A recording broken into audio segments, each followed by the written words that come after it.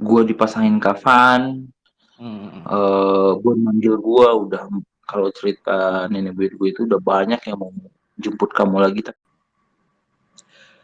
Oke, assalamualaikum warahmatullahi wabarakatuh. Buat teman-teman, kali ini gue bakal bercerita lagi dan mendengarkan cerita tentang hal mistis. Tentunya buat kalian yang belum tahu dan belum mendengarkan cerita-cerita sebelumnya, kalian boleh lihat ada beberapa orang dari beberapa daerah yang menceritakan tentang hal mistisnya. Dan kali ini gue membawa narasumber dan mengajak narasumber yang berbeda tentunya. Siapa dia? Halo, Bang Putra Koto. Halo. Semangat sekali Anda. Ya, ya. Salam kenal. Gimana Bang? Baik kabar? Good. Sehat, alhamdulillah. Good. Sehat alhamdulillah ya tentunya ya. Boleh kenalin Ya. diri dulu Bang buat teman-teman mungkin ada yang belum kenal juga. Uh, gue Putra Koto, gue asal dari Bukit Tinggi, Sumatera Barat, dan saat ini gue tengah berdiam diri di daerah Purwakarta. Itu aja. Purwakarta. Oke, itu dia ya. Buat kalian yang belum kenal mungkin kalian bisa mampir juga tuh bisa kenalan juga langsung aja kalian mampir ke link yang ada di bawah ya. Nanti gue bakal kasih linknya. Bukan link yang aneh-aneh ya. Oke bang, di sini kan konten kita tentang hal mistis nih bang, benar gak? Ya, benar. Nah dari sini gue mengajak lu untuk bercerita dan menceritakan tentang hal mistis yang lu alami ini. Mungkin banyak di luar sana yang enggan untuk bercerita karena nggak diterima dengan alasan nggak percaya gitu, karena mungkin dia juga belum mengalaminya Mhm. gitu ya kan. Dan kali ini Mhm. gue bebaskan lu untuk bercerita tentang apa yang lu alami dengan hal mistis tersebut. Oh, kalau gue sih prinsipnya, kalau bagi gue pribadi sih mistis itu ada itu emang Ada ada ya? nyatanya. Gue Hmm. meyakini itu ada, itu ya bagi gue pribadi. Tapi yang gue alamin, eh gue bisa ngerasainnya itu dengan cara conditioning. Nggak setiap saat gue bisa ngelihat atau yang sejenisnya enggak. Gue itu bisa, gue itu biasanya lebih ke gini. Gue bisa ngerasain, tapi gue jarang banget bisa ngeliat. Amin amin jangan sampai gue ngeliat lah. Jarang banget lah gue bisa sampai ngeliat gitu. Eh, Tapi itu bisa terjadi ketika gue dalam kondisi sakit. Nah, ketika gue lagi sakit itu, hal yang gue hindari adalah pembahasan-pembahasan seperti ini. Karena biasanya sampai ke bawah tidur gitu. oh iya iya iya. Jadi sampai tidur pun masih tetap kebayang gitu ya. Bukan bayang keganggu, Bu. Bu dong. Gue ibu dong. Cok dong. Gak apa-apa cok juga, santai di sini. Iya, jadi Oh jadi gitu. kalau kalau misalnya sesudah bercerita tuh ada aja gangguan gitu ya. Gue itu basically gue nggak pernah tahu dulunya kalau gue bisa ngerasain. Sampai gue diceritain sama keluarga gue dan sampai dulunya itu gue nggak pernah takut dengan yang dunia tetangga kita. Buat gue sih itu dunia tetangga ya. Dulu tetangga. Ya, ya. Setelah gue di pesantren dulu pernah ditakut-takutin, gue itu dulu kalau di pesantren kan suka bangun subuh buat tahajud jam 2 jam 3, kadang pada tahajud itu di lapangan bola sendiri. Itu nggak pernah takut dulunya. Sampai satu waktu Hmm. gue ditakut-takutin ke toilet. Nah, di situ akhirnya gue kayak yang kayaknya gue terlalu sombong selama ini. Jadi kena karma gitu ya. Padahal yang nakut-nakutin itu adalah senior gue sendiri dan gue tahu mereka nakutin, tapi tetap ketika mereka nakutin gue itu nggak cuma mereka sebenarnya pada waktu itu gitu. Makanya waktu itu gue semenjak waktu itu gue udah nggak pernah berani lagi di pesantren itu. Kalaupun gue bangun mau sholat tahajud ya gue ajak temen dulu atau ya gue kebangun langsung pasang net lagi untuk tidur. Kapok gue. Kapok ya Gitu. kalau misalnya ditakutin gitu ya bang, bener sih, kita tahu gitu kita ditakutin, Heeh. tapi hawanya sampai gitu, Iya, bener. hawanya Bener banget. sampai, jadi bener-bener kita kayak ada kok dia cuma nakut-nakut, kita jadi kayak bener-bener ketakutan gitu, sok kepedean aku Nah, berani itu itu dia. cuma nakut-nakutin doang gitu, tapi akhirnya malah beneran Nah, bener. ditongolin. Nah, yang gue takutin itu hal yang seperti itu. Makanya gue, kalau lu pernah bercanda sama gue sebelum ini, gue paling menghindari candaan-candaan seperti itu kalau malam hari. Karena apa? Karena kalau dibawa bercanda itu ke guanya itu suka suka kejadian gitu. Kayak malam ini nih, ini gue udah hebat banget nih, malam Jumat, gue sendiri di kontrakan, dan gue pede-pedean lagi mau ngebahas hal seperti ini. Dan Ya ini nggak tuh pas apa-apa main lah di bang. disco gitu kan. Tuh. By the way, semenjak lu keluar dari pesantren dan mungkin rasa rasa yang pernah lu alamin kayak ketakutan gitu sampai sekarang, apa sih yang pernah lu alamin? Kalau gue sih, balik lagi nih ya ke beberapa tahun sebelumnya. Kalau menurut gue, Hmm.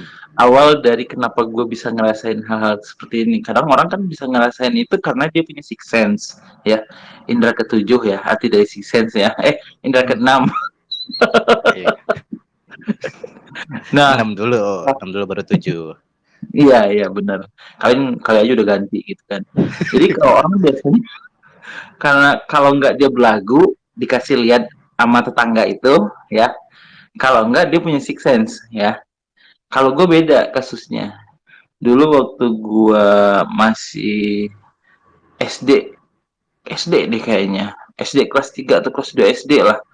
Itu Hmm. gue gua itu di Bukit Tinggi itu ada satu daerah namanya itu kampungnya nyokap ya, daerah namanya. Kita tuh pulang, weekend itu gue mudik ke sana ya. Gue itu mudik ke sana, dan itu daerah masih listrik aja masuk di 2000-an deh kalau nggak salah. Gue nggak ingat 2000 berapa, itu 2000-an. Kebayang kalau waktu gue SD itu, kita itu paling demen kalau malam minggu gue pulang ke rumah nenek buyut gue. Nenek buyut gue waktu masih hidup lah. Nenek buyut gue itu meninggal di usia hampir seratusan, dan kita itu Hmm. setiap weekend pulang cuman buat dengerin dongeng dia di zaman Belanda dulu gitu. Nah, satu ketika Hmm. gua itu kebelet maghrib, udah, tapi udah gelap ya, udah maghrib itu udah gelap. Gue kebelet. Nah, di sana itu nggak ada listrik kan, yang Hmm. ada cuman ya, kalau di sana lampu tempel lah, lampu, kalau di sana sebenarnya lampu strongking gitu ya. Oh Nah, ya. kemana-mana harus pakai lampu tempel itu tuh, lampu apa ya, pakai apa ya, kayak yang dibakar gitu ya. Gue nggak tahu sih Semprong. kalau di sini. Semprong apa Semprong ya? ya, kayak semprong Hmm. gitulah. Gitu. Nah, itu untuk keluar dari kawasan itu aja butuh persetujuan, tentu adat loh, apalagi gue yang masih kecil. Karena apa? Segala sesuatu kegiatan yang berkaitan dengan air kita harus ke sungai. Nah, harus ke sungai. Yang namanya gue kebelet, ya. Ada di masjid ada toilet, di rumah juga ada toilet, tapi nggak ada air yang ngalir. Nah, kondisinya di masjid waktu itu lagi mau maghrib, orang pakai masjid, gue kebelet tuh. Udah gelap, dan akhirnya gue kayak diizinin tapi harus dijagain orang banyak ke sungai. Dan di situ gue ke sungai, terus lah gue BAB lah gitu ya, di sungai itu gue Hmm. ngeliat kayu yang panjang banget. Gue turun ke sungai, gue BAB, ya namanya anak-anak main air ya, nggak peduli ya. Hmm. Bener Itu bener bener. orang-orang pakai obor tuh ke sungai, gue inget banget, pakai obor, dan gue pegang tuh kayu. Seketika orang udah ngeliat gue, dan orang nggak ngeh. Kalau diceritanya ya, orang nggak ada yang ngeh ada kayu panjang juga di sini. Anjir, gue langsung merinding gila. Nah, dan itu berlangsung lama, dan gue nggak ngeh kalau gue udah lama nongkrong di situ gitu. Ya balik lagi, gue ketemu air paling demen gitu. Orang neriakin gue, manggil-manggil gue gitu. Putra, Putra, orang pokoknya orang udah panik nyariin gue, dan gue ngejawab gue di sini, gue bilang. Tapi nggak ada yang ngeh waktu itu. Sampai akhirnya gue udah selesai, gue udah puas main air, gue berdiri kan. Gue berdiri, anjir ya Allah. Gue berdiri, gue ke pinggir kan. Orang pada ngomong, kamu dari mana? Katanya. Ada tadi di air, gue bilang. Lagi BAB, gue bilang ya. Lagi boker, gue bilang. Ah, Nggak ada, kamu nggak ada. Itu saya tadi pegang kain itu, nggak ada katanya. Orang langsung, udah balik, balik, balik, balik. Kata orang-orang kan, udah nggak bener ini katanya. Seketika ada yang ketawa kenceng gitu, cewek. Aduh, gue kalau udah nyeritain yang ini, gue itu kayak yang kepancing banget. Ada yang ketawa dan di waktu itu gue udah nggak sadar. Gue udah nggak sadar. Intinya gue sadar itu besoknya. Kalau gue nggak sadar di tengah hari, gue harus dikubur hidup-hidup. Karena posisinya gue udah nggak sadar, misalnya kayak udah dibawa. Jadi dukun kampung, berbagai macam kampung itu datang ke daerah itu buat inin gue, buat manggil gue balik gitu. Dan gue nggak tahu apa yang terjadi. Apa yang terjadi gue nggak tahu. Sebelumnya lu sadar pas ngedenger suara si yang ketawa ini langsung seketika lu nggak sadar gitu. Nah, ya terakhir gue inget itu cuman pada saat ada yang ketawa. Karena kan pas gue bangun itu ditanyain, kamu dari mana? Gue nggak tahu. Serius sampai sekarang gue nggak tahu. Dan itu di rumah itu udah kayak yasinan orang meninggal. Gue dipasangin kafan, gue manggil gue udah, kalau cerita nenek buyut gue itu udah banyak yang mau jemput kamu lagi tapi kamunya nggak mau katanya. Kalau kata orang-orang di sana itu guanya yang nggak mau balik gitu. Kalau kata orang-orang pinter di sana, guanya yang nggak mau balik gitu, lebih senang di situ gitu. Nah, tengah hari, gue sadarnya itu udah tengah hari lah ya ceritanya, gue bangun itu kalau telat aja dikit gue bener-bener dikubur hidup-hidup, karena akan berbahaya kalau seandainya gue nggak dikubur itu. Nah, semenjak saat itulah gue bisa ngerasain langsung sih enggak gitu. Cuman poinnya ya, jadi yang mau bawa gue ini kelewat sayang ke gue. Itu ada perjanjian dulu. Iya. Nggak ada perjanjian gitu dulu waktu mau bawa gue itu. Jadi dia itu sampai hari ini kalau kata ketua adat gue ya, dia itu nungguin gue di jembatan depan masjid hampir tiap hari. Sampai detik ini. Sampai hari ini. Dan gue itu udah nggak pulang kampung itu udah berapa ya? Udah puluhan tahun. Anjir, puluhan tahun kayak udah tua banget dong gue. Ada lah. Gue terakhir mudik itu di 2008 ya. Terakhir di ya 2008. pulang Sebab nenek buyut gue itu meninggal 2009. Sebelum meninggal itu dia dibawa paksa tuh ke kota, ke Bukit Tingginya. Karena kalau yang dari cerita dari itu, nenek buyut gue ini punya yang bikin dia susah lepas itu karena bawaannya ini nggak mau lepas gitu. Tuh jalan satu-satunya harus dibawa jauh dari kampung biar buktiin emang benar atau enggak. Iya, sebulan setelah itu nenek buyut gue langsung meninggal tuh buat ngelepas itunya yang di dianya gitu. Tuh jadi kadang ketua adat gue itu kalau dia ke kota ya, waktu abang sama adik gue menikah ya, dia suka ingetin tuh dia nungguin kamu di jembatan katanya, dia nanyain anaknya mana katanya. Serius. Dan dia mengakui lu itu sebagai anak ya gitu, anaknya. Dan gue nggak tahu kenapa setiap gue pulang itu gue refleks suka nongkrong di jembatan, dan kata orang-orang gue suka ngomong, tapi gue nggak ngomong. Nggak ngomong. Jadi gini, bukan ilusi, ilustrasinya ya, lu ngerti lah ya, jalan masuk kampung ya, pas udah mulai masuk kampung gue itu di sebelah kanan ada warung, lu bayangin ya, terus di sebelahnya warung itu ada masjid agak ke atas dikit ya, tuh di depan masjid sama warung itu ada jalan. Nah, mau masuk ke dalam kawasan kampung gue itu ada jembatan sepanjang berapa ya, nggak panjang banget kok, 2 kali spring bed, adalah 10-15 meter lah, atau 20 meter panjang jembatannya. dan dia nunggu gue di situ. Nah dari jembatan itu jalan agak nanjak dikit, sebelah kanannya sawah, di depan sawah itu rumah nenek buyutnya gue. Jadi emang kampung banget. Nah dia nunggu gue di jembatan itu. Kebayang gak lo ininya? Iya ya, bayang bayang Ilustrasi bayang. tempatnya. Nah kayak gitu tuh. Hmm. Dan di bawah jembatan itu adalah ini aliran airnya ke sungai. Jadi setiap kali gue pulang itu, gue wajib ke sungai mandi. Bukan bukan mau apa enggak, temen kayak gue itu kalau pulang ke kampung itu kayak gue wajib mampir ke sungai. Dulu waktu kecil karena ingin main air ya, tapi Eh, gue udah mulai kuliah yang ada yang apa ya kayak ada panggilan aja sih kayak gue harus ke sungai. Nggak ada yang mau nemenin gue berangkat sendiri. Gitu. Tapi kalau udah tahu gue mau berangkat sendiri di kampung itu pasti yang temenin kata orang. Masih ada ketakutan gue nggak balik gitu. Tuh.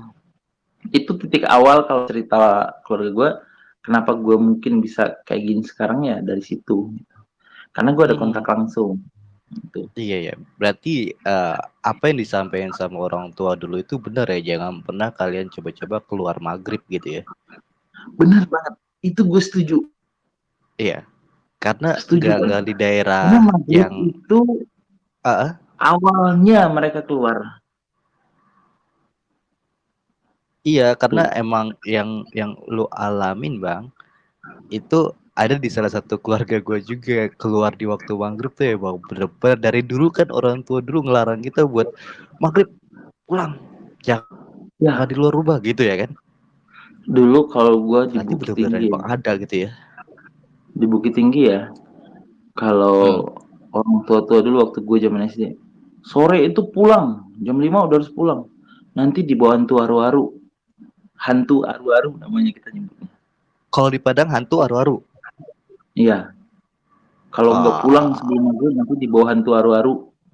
Dan gue sampai bu, hari ini gue nggak tahu hantu aru-aru itu apa. Apakah hanya dongeng untuk menakut-nakuti anak-anak? Gue nggak tahu.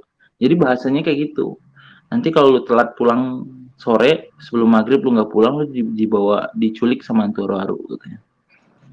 Antara sore iya iya iya sampai iya iya. maghrib. Berarti kalau di Padang hantu haru-haru namanya, kalau di sini bang itu Hmm. disebutnya kalang wewe. Ah, beda lagi. Kalau di Ah, gue beda itu lagi. sih beda. Ya beda, tapi gue nggak tahu bentukannya. Kalau wewe oke lah jelas ya. Ah, Bentukannya gue di otak gue nih lagi ngebayangin dia nih gitu ya. Tapi kalau yang gue bilang itu gue sendiri nggak tahu wujudnya gimana. Amin jangan sampai aduh ya Allah, gue bukan minta gue pengen ngeliat enggak gitu ya. Cuman bahasa antu aru-aru itu apakah bahasa orang tua dulu ajakah gitu ya? Orang tua tuh hmm. zaman dulu kah atau emang ada gitu? Tapi intinya ya maghrib itu jangan keluar gitu. Itu aja. Ini pesan juga deh buat mungkin anak-anak zaman sekarang yang sedang mendengarkan ini nih ya. Ini satu pesan juga buat kita Jangan sekarang mah nggak takut yang sama hantu. iya sekarang sama orang tuanya dibilangin maghrib pulang, nggak mau denger gitu ya kan. Ya, Udah bodo malah amatan nantangin gitu. balik gitu. Udah mau nantangin balik. Jadi ya ini satu pengalaman juga di kita nih, yang buat teman-teman yang dengerin, Bang Putra Koto ini salah satu yang pernah ngalamin ketika kalian Hmm. keluar di waktu maghrib emang benar-benar nggak boleh. Ini ceritanya. Serta